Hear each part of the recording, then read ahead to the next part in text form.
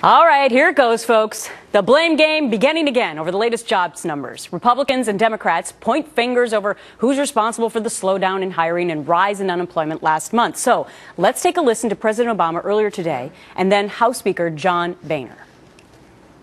And over the past few months, the economy has experienced some tough headwinds, from natural disasters to spikes in gas prices to state and local budget cuts that have cost tens of thousands of cops and firefighters and teachers their jobs. After hearing this morning's jobs report, I'm sure the American people are still asking the question, where are the jobs? The stimulus spending binge, excessive government regulations, and our overwhelming debt continue to hold back job creators around our country. Bernard Whitman, Democratic strategist and President Clinton pollster, and Anthony Holm, Republican strategist and former campaign manager for Bob Dole, are my guests to duke it out over this, guys, for a Friday. Good to see you both. Good to see you, Gretchen.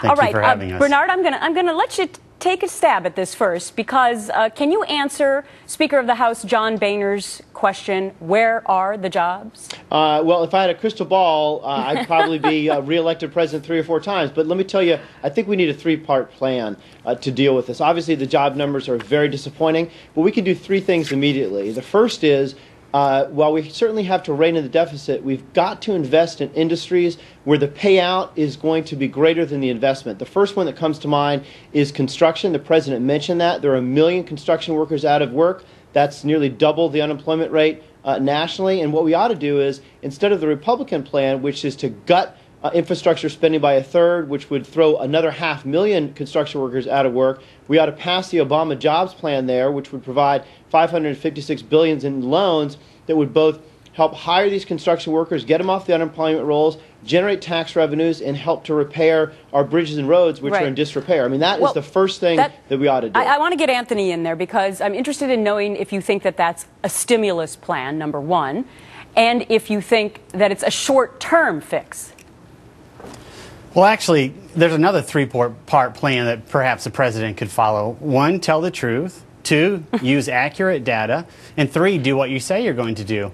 How many times have we heard him say, if just the top 1%, the millionaires and billionaires, would give a little more, we could solve this problem? That's a lie. He knows it.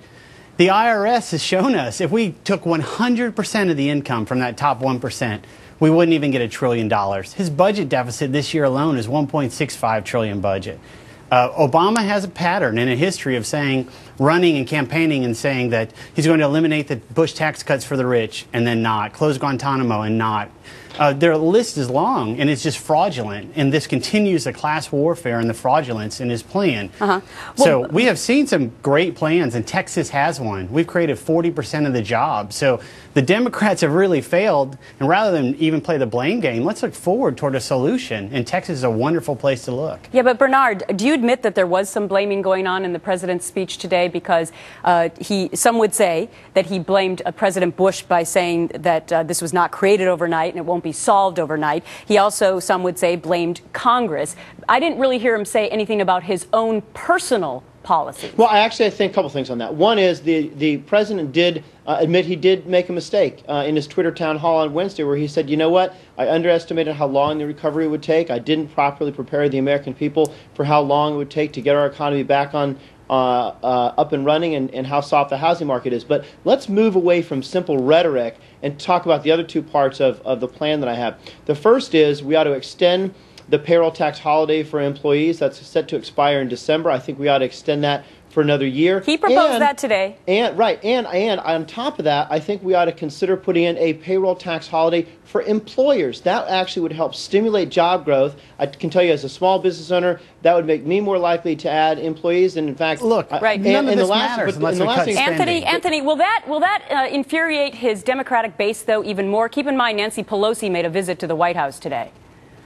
Perhaps, but look, there's 2 things that jump out from that. One is none of this matters unless we reduce spending, period. Everyone recognizes that. No one wants to address it, and certainly not the president. And then 2, they're talking about doing temporary tax cuts. Look, if the taxation is too high, that's the problem. Let's not do a temporary thing to try to kickstart something. Let's actually lower taxes and reduce spending. There's a very easy solution here. Why make it temporary? Reduce taxes. Well, because tax reduction mainly because the president, but Bernard, the president president's on record as saying that while he was against the Bush tax cuts, then he was for them, and now he's against them again. Let's be clear. There's no way he's going to do that. Let's be clear. He was absolutely Guantanamo against the tax cuts for millionaires. The only reason why he agreed to that was to keep the tax cuts for the middle class. It's frankly $700 billion in savings that we could recoup. I would favor getting rid of the tax cuts for the wealthy. And the third thing I would push through is let's get these free trade agreements passed and on the president's desk. There was supposed to be an agreement on that. This is absurd, and now the Republicans are boxing it up again. We ought to get those free trade agreements passed. Does Anthony let Anthony talk about the spending, and I want to get your response to it.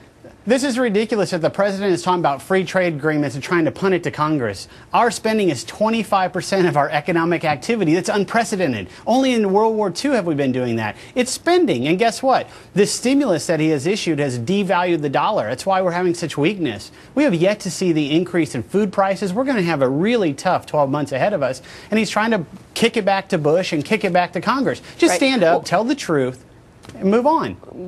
I did notice a different tone. Bernard, will you at least give that there was a different tone with the president than last week when he came out, and many people thought that was a very partisan speech last week, and then when the job numbers came out this morning, did you see a different President Obama today?